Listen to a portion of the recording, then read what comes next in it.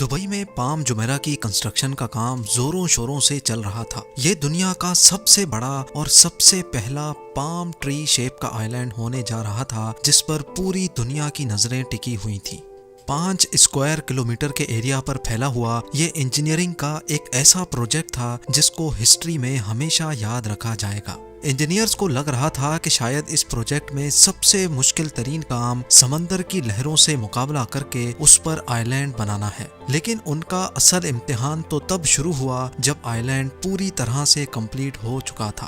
جی ہاں، یہ بات ہے 2003 کی، جب پام جمیرہ آئی لینڈ کمپلیٹ ہو چکا تھا اور اب باری تھی اس پر ولاز، ہوٹلز اور شاپنگ مالز بنانے کی۔ تبھی یہ نوٹس کیا گیا کہ آئی لینڈ آہستہ آہستہ واپس سمندر میں ڈوب رہا ہے۔ یعنی اگر یہ خالی آئی لینڈ ہی سمندر کا مقابلہ نہیں کر پا رہا تھا تو جب اس پر ہزاروں بلڈنگز بنائی جائیں گی تو پھر اس کا کیا حال ہوگا، یہ امیجن کرنا کسی کے لیے بھی مشکل نہیں ہے۔ 3 سالوں کی انتھک محنت اور اربوں ڈالر سب کو پانی میں گھلتے ہوئے نظر آ رہے تھے۔ اس مسئلے کو لے کر آئی لینڈ پر کنسٹرکشن کے کام کو روکنا پڑ گیا، کیونکہ نہ صرف یہ بہت خطرناک معاملہ تھا بلکہ یہ دبئی کے شیخ کی عزت کا بھی سوال تھا جن کے پروجیکٹ کو پوری دنیا دیکھ رہی تھی۔ ہزاروں اسکوائر کلومیٹر پر پھیلے ہوئے آئی لینڈ کو واپس سمندر میں ڈوبنے سے کیسے روکا جائے، یہ سمجھنا پوری پروجیکٹ ٹیم کے لیے بہت ہی زیادہ مشکل تھا۔ اس مسئلے کو کسی بھی صورت میں جلد از جلد راستے سے ہٹانا ضروری تھا، کیونکہ یہ دبئی کے شیخ کی عزت کا سوال تھا۔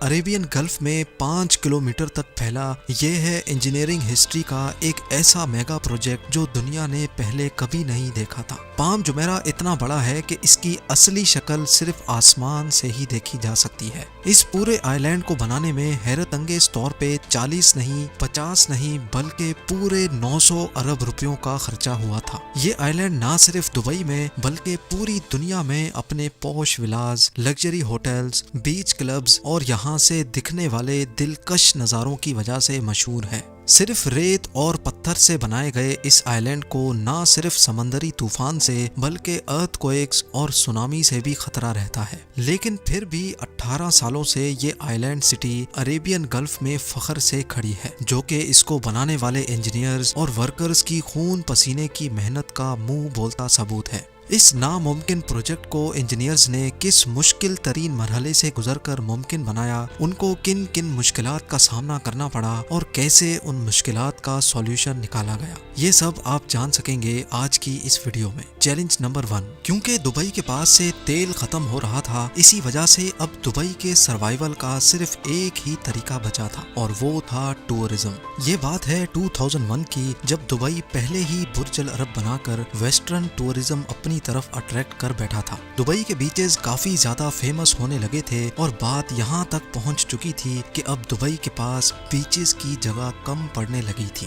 دبئی کی کوسٹ لائن جو صرف 70 کلومیٹرز پہ پھیلی ہوئی تھی، اس کو اب بڑھانے کا وقت آ چکا تھا۔ اس وقت کے کراؤن پرنس شیخ محمد بن رشید ال مختوم دبئی کے سمندر میں ایک ایسا آئی لینڈ بنانا چاہتے تھے جس سے دبئی کو بیچز کے لیے ایکسٹرا کوسٹ لائن مل سکے گی۔ اس آئی لینڈ کا ڈیزائن بنانے کے لیے انہوں نے اپنے خاص لوگ لگا دیے۔ سلطان احمد بن سلیم، جن کو اس ٹاسک پر لگایا گیا تھا، انہوں نے شیخ کو ایک سرکولر شیپ آئی لینڈ کا ڈیزائن پیش کیا۔ اس سرکولر شیپ آئی لینڈ سے دبئی کو 7 کلومیٹر کی ایکسٹرا کوسٹ لائن مل رہی تھی، لیکن یہ کافی نہیں تھی۔ شیخ نے یہ ڈیزائن فوراً ریجیکٹ کر دیا، کیونکہ ان کو 7 نہیں بلکہ 70 کلومیٹر کی ایکسٹرا کوسٹ لائن چاہیے تھی۔ اس بار شیخ نے خود ڈیزائن بنانے کا فیصلہ کیا۔ شروع میں تو کوئی ڈیزائن سمجھ نہیں آ رہا تھا، لیکن پھر شیخ ایک ایسا ڈیزائن میدان میں لے کر آئے جو کچھ اور نہیں بلکہ ایک پام ٹری کی شیپ تھی۔ حیرت انگیز طور پہ اس ڈیزائن سے دبئی کی کوسٹ لائن میں 56 کلومیٹرز کا اضافہ ہو رہا تھا، یعنی دبئی کی کرنٹ کوسٹ لائن کا 80%۔ کاغذ پر ڈیزائن تو بن چکا تھا، لیکن مسئلہ یہ تھا کہ آج سے پہلے کسی نے بھی اس شیپ کا اتنا بڑا آئی لینڈ نہیں بنایا تھا۔ چیلنج نمبر 2، چیلنج صرف یہ نہیں تھا کہ صرف یہ پام ٹری شیپ کا آئی لینڈ بنانا ہے، بلکہ یہاں ایک پوری سٹی کو بھی بسانا تھا جس میں luxury villas, shopping malls, hotels اور ریسٹورنٹس بنائے جائیں گے۔ جب انجینئرنگ ایکسپرٹ سے مشورہ لیا گیا تو ان کا ماننا تھا کہ اس آئی لینڈ کو بنانے کا سب سے آسان طریقہ یہ ہے کہ اس کو کنکریٹ اور اسٹیل سے بنایا جائے۔ لیکن دبئی کے کراؤن پرنس کچھ اور ہی چاہتے تھے۔ جی ہاں، شیخ کے پاس جو آئیڈیا تھا اس نے انجینئرنگ ٹیم کے چیلنج کو مزید بڑھا دیا تھا۔ وہ چاہتے تھے کہ آئی لینڈ کو پوری طرح سے نیچرل مٹیریل سے بنایا جائے، یعنی یہ آئی لینڈ ریت اور پتھروں سے بنایا جانا تھا۔ ایک اندازے کے مطابق اس پورے پروجیکٹ میں استعمال ہونے والی ریت اور پتھر اتنے زیادہ تھے کہ ان سے 2.5 میٹر اونچی ایک ایسی دیوار بن سکتی ہے جو حیرت انگیز طور پہ پوری دنیا کا ایک گول چکر لگا سکتی ہے۔ اتنے زیادہ پتھر اور ریت کہاں سے آئے گی یہ تو ایک الگ ہی مسئلہ تھا، لیکن دبئی کے سمندر میں ایک ایسا آئی لینڈ سٹی بننے جا رہا تھا جس کو دن رات سمندری لہروں سے مقابلہ کرنا تھا۔ اسی لیے اس آئی لینڈ کو بنانے کے لیے دبئی کے شیخ کو دنیا کی بیسٹ انجینئرنگ ٹیم چاہیے تھی۔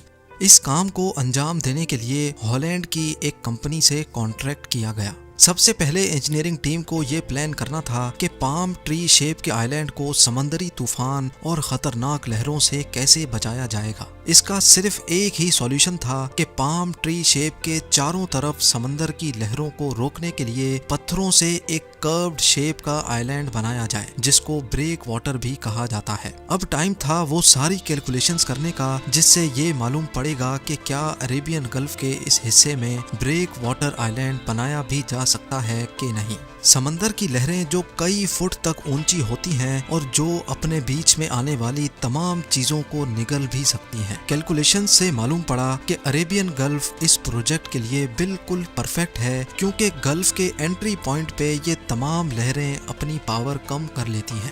لیکن طوفان کا خطرہ ابھی بھی باقی تھا جو اس آئی لینڈ سٹی کو ٹف ٹائم دے سکتا تھا۔ انجینئرز کی ابھی فائنل کیلکولیشنز چل ہی رہی تھی کہ ان پر ایک ایسا پہاڑ توڑ دیا گیا جس سے مقابلہ کرنا بہت ہی زیادہ مشکل تھا۔ چیلنج نمبر 3، وہ مصیبت یہ تھی کہ دبئی کے شیخ نے انجینئرنگ ٹیم کو ریسرچ پر زیادہ ٹائم ضائع کرنے سے منع کر کے جلد از جلد کنسٹرکشن کا کام سٹارٹ کرنے کا حکم دیا۔ نارملی اس قسم کے میگا پروجیکٹ کو بنانے میں 15 سال لگتے ہیں، لیکن شیخ نے اس پورے آئی لینڈ اور اس پر بنائی جانے والی سٹی کے لیے صرف اور صرف 5 سال رکھے تھے۔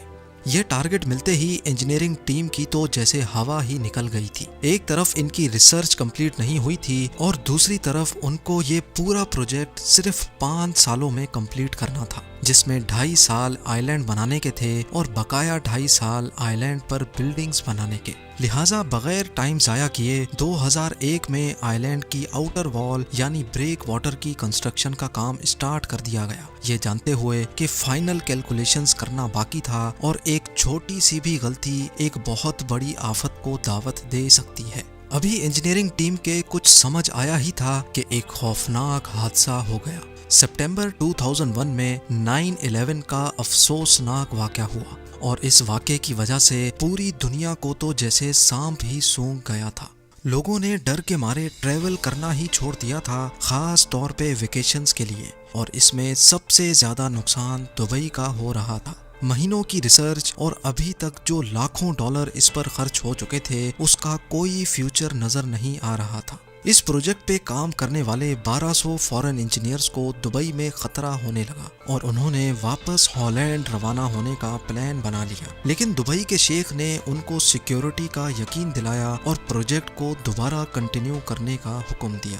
چیلنج نمبر 4، نومبر 2001 میں ایک بار پھر سے آئی لینڈ کی آؤٹر وال کا کام سٹارٹ کر دیا گیا، لیکن مسئلہ یہ تھا کہ پام جمیرہ کے ٹری شیپ کو بچانے کے لیے پہلے آؤٹر آئی لینڈ یعنی بریک واٹر کو بنانا ضروری تھا۔ اس پورے پروجیکٹ کے 2 الگ الگ حصے تھے۔ ایک تو تھا اس کا یہ پام ٹری شیپ جس کو ٹوٹلی ریت سے بنانا تھا۔ ریت سے بننے والے اس پام ٹری آئی لینڈ کو سمندر کی لہریں نقصان نہ پہنچائیں، اسی وجہ سے اس کو چاروں طرف سے ایک آؤٹر آئی لینڈ پروٹیکٹ کرے گا، اور یہ آؤٹر آئی لینڈ صرف ریت نہیں بلکہ یہ ہیوی پتھروں سے بنایا جائے گا۔ لیکن اتنے سارے پتھر آخر آئیں کہاں سے؟